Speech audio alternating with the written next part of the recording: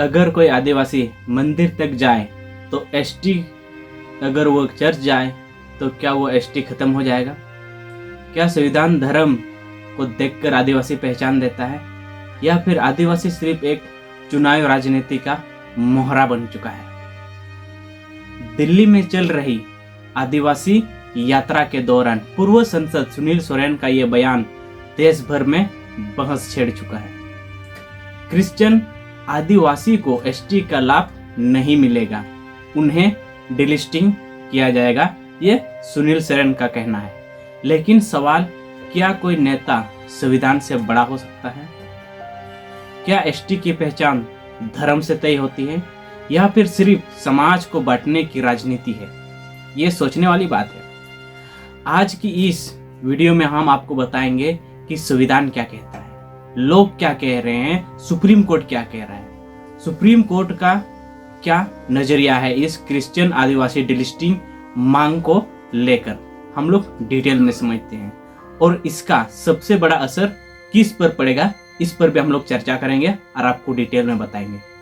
भारत में schedule tribe यानी कि एसटी की पहचान किसी धर्म से नहीं बल्कि सामाजिक और ऐतिहासिक और भौगोलिक परिस्थितियों से होती है, उससे ही मिलती है हम लोगों के एसटी की पहचान। भारतीय संविधान का आर्टिकल 342 राष्ट्रपति को अधिकार देता है कि कौन आदिवासी जनजाति माने जाएगी या हटाई जाएगी, ये राष्ट्रपति के हाथ में। ध्यान दीजिएगा, संविधान में कहीं ये नहीं लिखा है कि हिंदू आदिवासी एसटी होंगे या क्रिश्चियन बनने पर एसटी का खत्म हो जाएगा, इसे कोई लिखा नहीं गया है। यानी एसटी की पहचान जातीय और जनजातीय आधार पर, ना कि धार्मिक आधार पर डिसाइड होता है। बहुत से लोग एससी और एसटी को एक जैसे समझ बैठते हैं, लेकिन संविधान दोनों को अलग अलग नजर देता है, दोनों के अलग अलग शेड्यूल है। शेड्यूल कास्ट यानी कि एससी, ये रिजर्वेशन मूल रूप से अछूत और कास्ट डिस्क्रिमिनेशन के आधार पर बना हुआ है। इसीलिए सबसे पहले सिर्फ हिंदुओं को एससी मिला, बाद में सिख और बुद्धिस्ट को शामिल किया गया एससी कैटेगरी में। लेकिन क्रिश्चियन और मुस्लिम ये डिलिस्ट को एससी से मिल रहा है। शेड्यूल ट्राइब यानी कि एसटी यानी कि रिजर्वेशन ट्राइबल आइडेंटिफिकेशन एसोल्यूशंस बैकवर्डनेस, यानी कि अगर ट्रेडिशनली या कल्चर के आधार पर बना ये आदिवासी पहचान, इसीलिए आदिवासी चाहे सरना हो, हिंदू हो, सिख हो, ईसाई हो, या फिर किसी भी धर्म को मानता हो या फिर किसी भी धर्म पर जाता हो, उसकी ट्राइबल आइडेंटिफिकेशन खत्म नहीं होती है। क्यों? क्योंकि वो आदिवासी है। सबसे पहले अगर कोई आदिवासी क्रिश्चियन बन जाए तो क्या उसकी भाषा बदल जाती है? बिल्कुल नहीं बदलती है। वो उसी भाषा का प्रयोग करते हैं।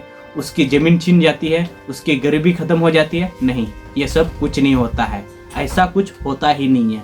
हम लोग देख सकते हैं जैसे झारखंड हो, उड़ीसा हो, छत्तीसगढ़, पूर्व भारत में लाखों आदिवासी, करोड़ों आदिवासी क्रिश्चियन हैं, लेकिन उनकी जमीन आज भी छीनी जाती है, वो आज भी विस्थापन का शिकार होते हैं। जंगल अधिकार आज भी संघर्ष में है। यानी समस्या धर्म नहीं है, समस्या आदिवासी होने का है, धर्म को कोई समस्या नहीं है। अब सवाल फिर डिलिस्टिंग की मांग आती क्यों है?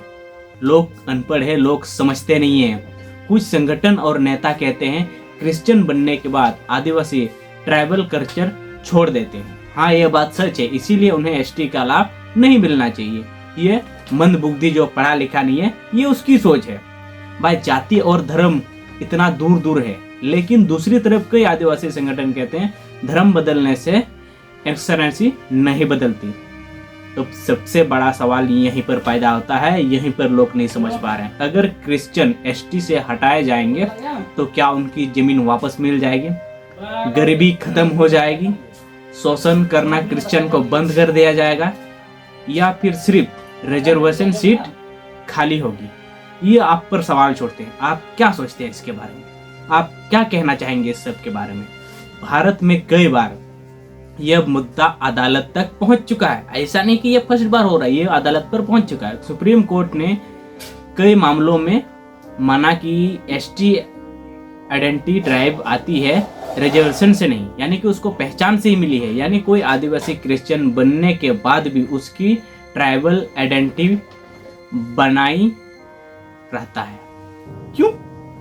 क्योंकि एसटी रिजर्वेशन लिमिटेड है, सरकारी नौकरी कम है और कॉम्पोनेशन ज़्यादा है। अगर आप बेरोजगार देखते हैं, बेरोजगारी बढ़ती है तो समाज को बांटना आसान हो जाता है। ये आज की मुद्दा क्यों है? लोग कह रहे हैं क्या क्रिश्चियन आदिवासी दुश्मन है? नहीं, वो दोनों दुश्मन नहीं है। दुश्मन कौन है पता है आप लोग को? बेरोजगारी, जमीन अधिकरण, माइनिंग, डिप्लेसमेंट और खराब शिक्षा और ट्राइबल एरिया में हेल्थ का क्राइसिस, माइग्रेशन। जब जंगल कट रहे थे तब कौन सा पूछा गया था कि जब दोनों खादानों के गांव उजाड़े गए तब कौन सा चर्च को छोड़ा गया था? अगर कोई सा मंदिर को देखा गया था जब गरीबों को हक मारी हो रही थी? एक गरीब आदिवासी युवक के लिए सबसे बड़ा दर्द यह नहीं है कि सामने वाला किस धर्म का है, सबसे बड़ा दर्द यह है कि डिग्री होने के बाद भी उसके हाथ में नौकरी नहीं है, जमीन है लेकिन मालिकाना हक नहीं है, संविधान है लेकिन अधिकार कमजोर है। ये बहुत सोचने वाली बात है। आज की युवाओं को इस पर विचार करने की बहुत जरूरत है। इतिहास गवाह है, जब भी आदिवासी एक हुए हैं उन्होंने साम्राज्य हिला दिया है। लेकिन यहाँ पर उल्टा ही हो रहा है। बिरसा मुंडा ने कभी आदिवासियों को धर्म के आधार पर नहीं बांटा। उनकी लड़ाई थी जल, जंगल, जमीन से, ना कि किसी धर्म से, ना कि किसी एक से, सम्मान और स्वशासन। लेकिन आज आदिवासी एक राजनीति के जाल में फंस चुका है। उनको धर्म के नाम पर बांटा जा रहा है, उनको धर्म के नाम पर अलग किया जा रहा है। हम लोगों को इस पर विचार करने की बहुत आवश्यकता है।